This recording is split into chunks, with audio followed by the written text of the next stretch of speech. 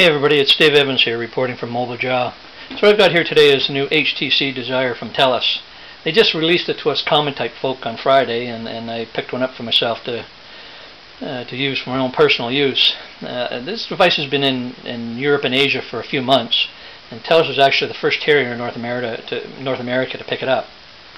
So bringing it to North America, they made some changes to it, primarily the screen. In Asia and Europe, it had an AMOLED screen, and they're having lots of supply problems with that screen, so they switched it to a Super LCD screen. Super duper. I don't know. Your whites are whiter, your brights are brighter. I don't know. But they did say that it's supposed to be very battery friendly. So we'll see. I will tell you, yesterday being my first full day using it, I took it off the charger about 7:30 in the morning. I used it all day. It's a new phone number on it, so nobody had the phone number, so I didn't get any text messages, and I made maybe about 10 minutes worth of phone calls. But I checked email lots, I surfed the internet lots, I used it on GPS to check it out, make sure it worked okay. Spent some time on YouTube, played a few videos. And then just played with it. It's a new toy, played with the settings, and just checked it out. And in the evening, I read for a good hour, maybe two.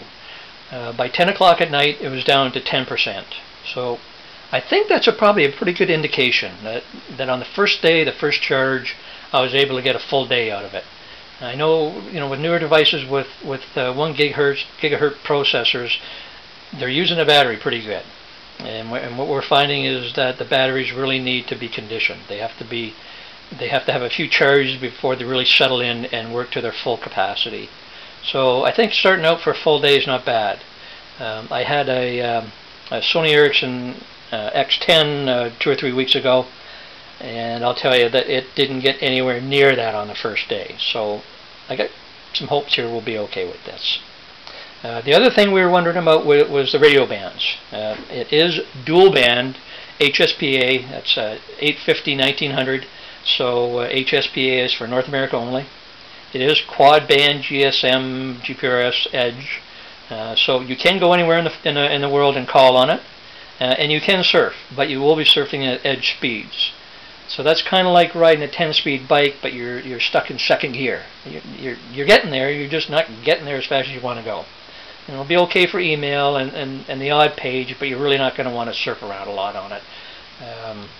So that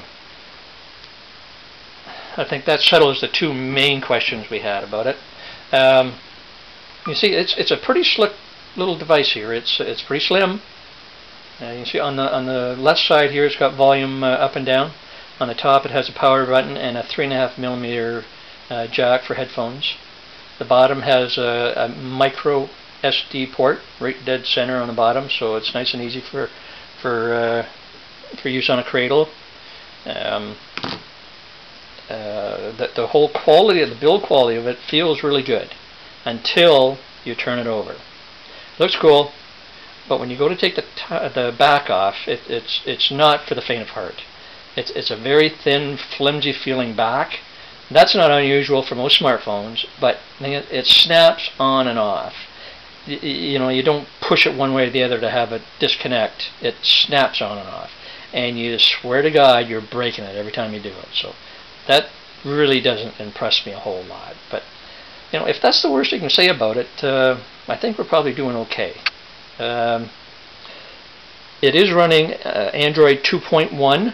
There were some rumors that it might have 2.2, and that's why it was delayed, but that's not the case. If you go to over-the-air updates on it and hit it, it comes up dry. Rumors are it's supposed to get 2.2. We'll have to wait and see. We're dependent on the carrier for that, obviously, unless you want to root it and put your own ROMs on, which lots of people do, and I kind of think that might happen down the road with this one too, but not for a while. I want to get more comfortable with Android. Being an HTC device, it has Sense. So now I'm an old Windows Mobile guy, so I'm very familiar with Sense. I used it on Windows Mobile lots. On Android, it works a little different. It's widget based, so you can put pretty much anything you want wherever you want. So, for instance, if you don't want the clock there, you just grab it and you take it and you flick it, and it's gone. If you want to put something else on, you touch the screen and it pops up and it asks you, what do you want to put? A widget, a program, shortcuts, folders, pretty much anything you want there. So there's not much you can put on your device, or there's not much on your device that you can't put on one of 7 home screens. So there's lots of flexibility there, lots of things you can do, and I think this is paramount. There's nothing more personal than your own cell phone. So you want to have it set up the way you want to do it. Having it locked in to have a few tiles on the face, it doesn't work for me. So the Android totally is much more open. They've got the Android market, so there's lots of applications, and you don't have to use just the market. If you want, you can go into settings, and there's Microsoft. You listen very closely to this. You can go to settings and check a little box, and you can sideload applications from anywhere you want. And it pops up and it says that when you do this, you are liable to get some applications that may have negative effects on the way your device works. It's that easy. So I think Android's onto it here in keeping things as open as they are. Maybe some people don't like the fact that it is, and it you can get into some spots, but that's by choice. If you're not that savvy and don't want it, you leave that box unchecked and you go strictly to the market and be selective as to what you download. So I'm becoming more of a fan of Android all along here. If I would bookmark this thread. I'll try and make some updates over the next few days. Let you know how the battery use is going and other little things that come along, and maybe get a little more in depth here and there with it. But for now, that's the HTC Desire. Thanks.